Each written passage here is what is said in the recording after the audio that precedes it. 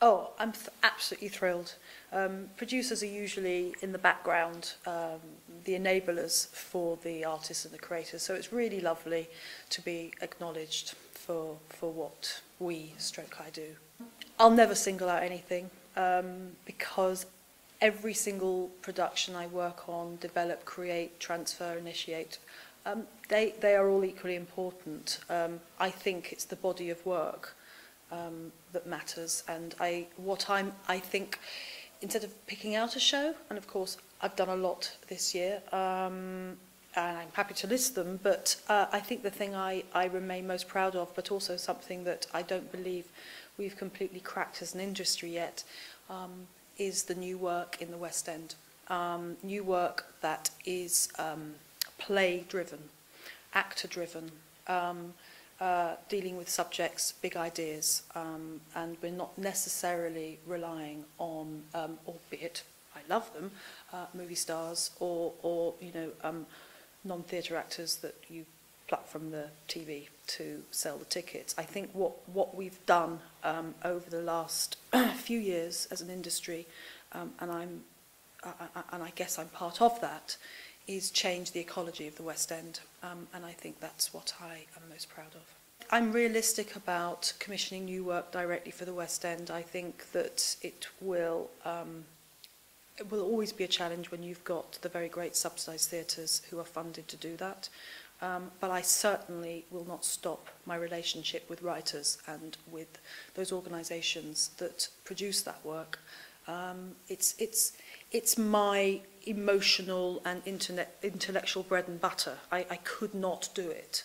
I could not do my job if I wasn't doing the new work. Having said that, I absolutely love everything else I do as well.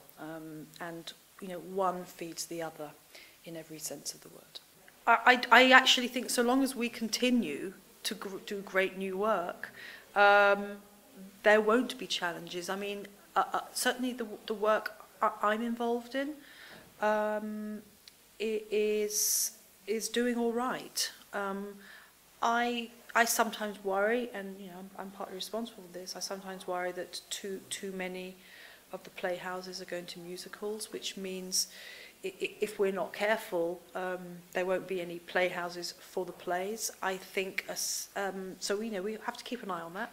I don't know how we address this, but the challenges are actually the theatres themselves.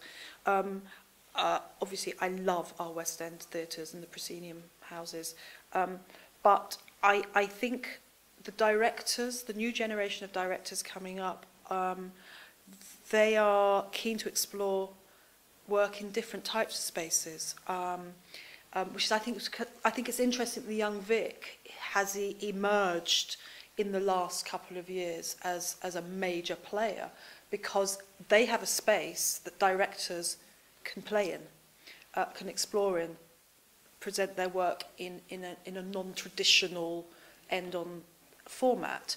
And I think if the West End had 2 or 3 of those spaces, I think it would completely revolutionise the way directors think of the West End. And I think it's something I don't know the answer to. It could be that we have to create our own new spaces, because of course we can't do that to our theatres. I mean, the Old Vic has responded very well by doing it in the round, but there's limited ways of playing with our proscenium spaces, and I think it's going to catch up on us as an industry if we don't find an answer to it, because the artists will choose to do their work somewhere else. And it also means we then can't transfer that work because we don't have the work that's compatible with those spaces. So, as I say, I don't have an answer to it, but I know it's a challenge for the industry. I will continue to run Sunny Afternoon. Book of Mormon, of course, will continue to run. Shakespeare in Love is coming to the end of its first run in London. We'll then tour it and then bring that back to London. King Charles III, you've got a scoop. We're planning to take it to Broadway. The Nether, The River on Broadway. Bend It Like Beckham. Immediately after that, something I can't tell you, in the West End. All the way through this, I'm developing the new Harry Potter play. I'm also producing Hamlet, which Lindsay Turner is directing at the Barbican with Benedict Cumberbatch, and a host of other actors yet to be announced. We're casting that right now. And I'm sure I've forgotten a show. So that's what worries me. Electra, for example, I forgot. And very recently I've dipped my toe into television, and I've started quite well with Wolf Hall as a co-producer on the Wolf Hall BBC, and I'm the executive producer on The Dresser, also for the BBC, which Anthony Hopkins and Ian McKellen are starring in.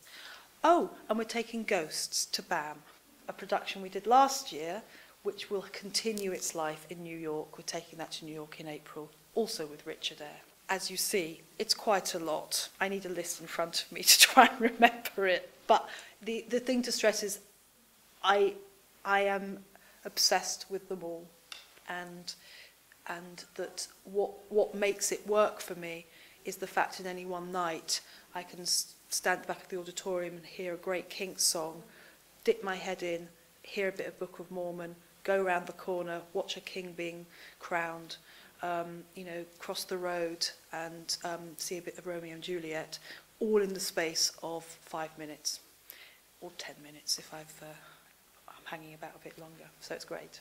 It's a good job.